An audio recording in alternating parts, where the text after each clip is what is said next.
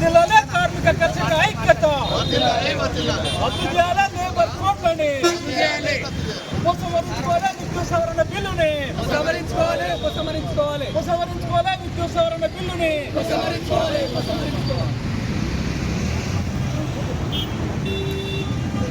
విరమించుకోవాలి G బిల్లును కొనసాగించాలి. 2005 జాతీయ గ్రామీణ ఉపాధి హామీ చట్టాన్ని కొనసాగించాలి. మహాత్మా గాంధీ జాతీయ గ్రామీణ ఉపాధి హామీ చట్టాన్ని ఉపసంహరించుకోవాలి. 4 లేబర్ కోడ్లను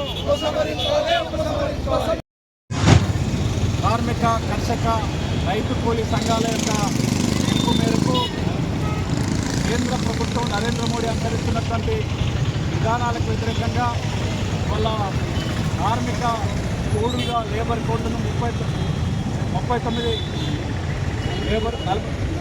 44 కోడ్లని 4 కోడ్లుగా మార్చి వాళ్ళ కార్మికుల యొక్క పుట్టగొడుతున్నటువంటి విధానాలు, అదేవిధంగా కేంద్ర ప్రభుత్వం ఇటీవల తీసుకొచ్చినటువంటి విద్యుత్ సవరణ చట్టం, అదేవిధంగా ఉపాధి హామీ చట్టాన్ని దూట్లు కొట్టి కొత్త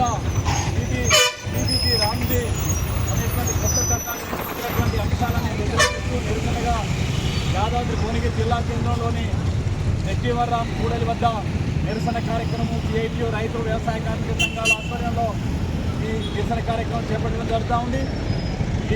సిఐటియు రాష్ట్ర ఉపాధ్యక్షులు మాట్లాడాల్సింది శ్రీరయ్య గారిని మాట్లాడాల్సిందిగా కోరుతా ఉన్నా.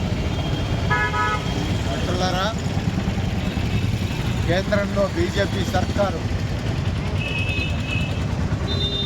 ఈరోజు ప్రజా వ్యతిరేక విధానాలను అమలు జరపడంలో దుందుడుకుగా వ్యవహరిస్తూ ఉన్నది.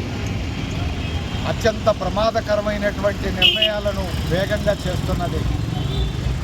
పార్లమెంటులో లోతైన చర్చ లేకుండా, దేశ ప్రజలకు వాస్తవాలు చెప్పకుండా అత్యంత ప్రమాదకరమైనటువంటి చట్టాలు చేసి ప్రజల మీద రుద్దుతూ ఉంది. కేవలం బడా పారిశ్రామికవేత్తలు, విదేశీ బహుళజాతి సంస్థల ప్రయోజనాల కోసం భారతదేశ ప్రజల ప్రయోజనాలను పణంగా పెడుతున్నది. ఇప్పుడు పార్లమెంటులో విద్యుత్ సవరణ బిల్లును చట్టం చేస్తానని చెప్పేసి చెప్తా ఉంది. తనకున్న మందబలాన్ని ఉపయోగించి చట్ట రూపంలో పూర్తి చేస్తానని చెప్పేసి సిద్ధపడతా ఉంది. ఆ పార్లమెంట్లో ఈ రోజున విద్యుత్ సవరణ బిల్లు చట్టరూపం దాల్చినట్టయితే అది రైతులకు ఉరితాడుగా మారుతుంది. పేద మధ్యతరగతి ప్రజానీకానికి ఇంట్లో కరెంటు వాడుకునే అవకాశం కూడా లేకుండా పోతుంది. అలాంటి ప్రమాదకరమైనటువంటి బిల్లును చట్ట రూపంలో తెచ్చేందుకు ఈరోజు మోడీ ప్రభుత్వం సిద్ధంగా ఉన్నది. దురదృష్టకరమైంది, బాధాకరమైంది. రాజకీయంగా బీజేపీని మేము వ్యతిరేకిస్తున్నామని చెప్తున్న కాంగ్రెస్ నాయకత్వం, రాష్ట్రంలో కాంగ్రెస్ ప్రభుత్వం ఉంది, మోడీ ప్రభుత్వం ఉంది, మన రేవంత్ రెడ్డి ప్రభుత్వం ఉంది.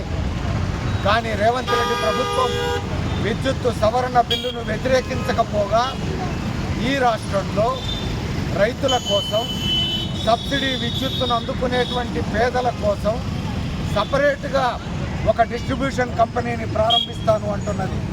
Southern distribution company, northern distribution company, వాటికి తోడు ఈ సబ్సిడీని అందుకునేటువంటి వాళ్ళ కోసం 3వ డిస్ట్రిబ్యూషన్ కంపెనీని ప్రారంభిస్తానంటోంది.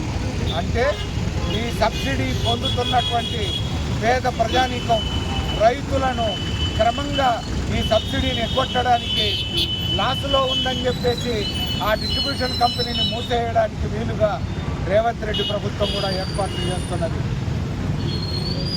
ప్రజల వ్యతిరేక విద్యుత్తు విధానాలు అమలు జరపడంలో బీజేపీకి కాంగ్రెస్కు తేడా లేకుండా పోతున్నది.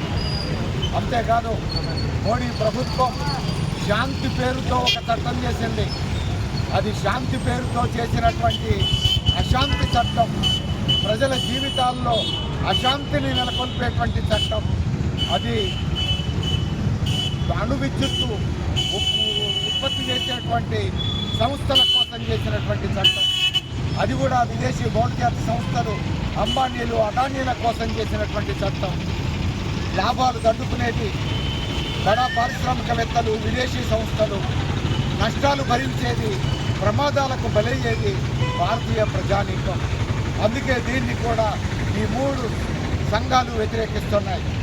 వ్యవసాయ కార్మిక సంఘం కానీ, రైతు సంఘం కానీ, సిఐటియు కానీ, ఈ 3 కూడా ఇలాంటి చట్టాలను పూర్తిగా వ్యతిరేకిస్తున్నాయి. అంతేకాదు మహాత్మా గాంధీ ఉపాధి హామీ చట్టాన్ని ఈరోజు మోడీ ప్రభుత్వం చట్ట రూపంలో ఇచ్చి ఒక పథకం కింద మార్చింది. హక్కుగా అడిగేదాన్ని అడుక్కునేటువంటి పథకంగా మార్చింది. అంతేకాదు పెద్ద ఎత్తున వ్యవసాయ కూలీలకు, పేద రైతులకు ఆ చట్టం అందుబాటులో లేకుండా, ఆ సౌకర్యం అందుబాటులో లేకుండా చేస్తూ ఉంది. దీన్ని కూడా ఈ 3 సంఘాలు వ్యతిరేకిస్తున్నాయి. వీటితో పాటు విత్తన చట్టం ఒకటి తెస్తున్నది. ఇప్పుడు ఈ విత్తన చట్టం తేవాలనేటువంటి డిమాండ్ రైతు సంఘాల నుంచి మరో కోణంలో ఉంది. దేశంలో మనం స్వతంత్రంగా మన కాళ్ళ మీద మనం నిలబడి మనమే విత్తనాలను ఉత్పత్తి చేసుకోగలిగే స్థితికి ఇప్పుడు చేరుకున్నాం. ఒక తెలంగాణనే 20 దేశాలకు ఇప్పుడు విత్తనాలను సరఫరా చేయగలుగుతున్నది. కాబట్టి విదేశాల నుంచి విత్తనాలను దిగుమతి చేసుకోకుండా చట్టం చేయాలని మొదటి నుంచి రైతు సంఘాలు డిమాండ్ చేస్తున్నాయి. ఈ దేశంలో అనేక మంది ప్రజలు డిమాండ్ చేస్తున్నారు. కానీ మోడీ ప్రభుత్వం వచ్చి ఇప్పుడు రైతు సంఘాలు ఇప్పటిదాకా కోరుతున్న పద్ధతుల్లో కాకుండా విదేశీ విత్తన కంపెనీలను మరింత బలోపేతం చేసే విధంగా విదేశీ స్వదేశీ పెట్టుబడిదారులు విత్తన కంపెనీల ద్వారా మరిన్ని లాభాలు సంపాదించే వీలుగా కొత్త చట్టం తెచ్చే ప్రయత్నంలో ఉన్నప్పుడు ఆ చట్టాన్ని కూడా ఈ 3 సంఘాలు వ్యతిరేకిస్తున్నాయి. వీటితో పాటు ఇన్సూరెన్స్ రంగంలో 100% విదేశీ పెట్టుబడులను అనుమతించాలని ఇప్పుడు మోడీ ప్రభుత్వం నిర్ణయించింది. ఇది మరింత ప్రమాదకరమైంది. ఇది దేశ ప్రయోజనాలకు, ప్రజల ప్రయోజనాలకు, ఇన్సూరెన్స్ పొందుతున్నటువంటి బాధిత ప్రజలకు కూడా నష్టం చేకూర్చేది. అందుకని వీటన్నిటి సారాంశం విదేశీ స్వదేశీ పెట్టుబడిదారుల ప్రయోజనాలను చూడటమే.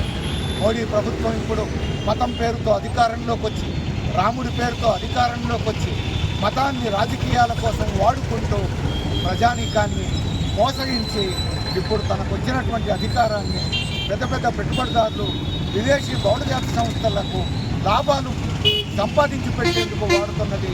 ఈ ప్రమాదకరమైనటువంటి చట్టాలన్నింటినీ కూడా ఈ రోజున వ్యవసాయ కార్మిక సంఘం, రైతు సంఘం, సిఐటియు ఐక్యంగా వ్యతిరేకిస్తున్నాయి. దేశవ్యాప్తంగా ఈ చట్టాలకు వ్యతిరేకంగా నిరసన తెలియజేస్తున్నాయి. రానున్న కాలంలో ఇవన్నీ కూడా ఉపసంహరించుకునే విధంగా పెద్ద ఎత్తున ఉద్యమానికి ప్రజానీకం సిద్ధంగా కావాలని విజ్ఞప్తి చేస్తూ సెలవు. నశించాలి నరేంద్ర మోడీ కార్మిక రైతు వ్యతిరేక విధానాలు. వర్ధిల్లాలి కార్మిక వర్గ సంఘాల ఐక్యత.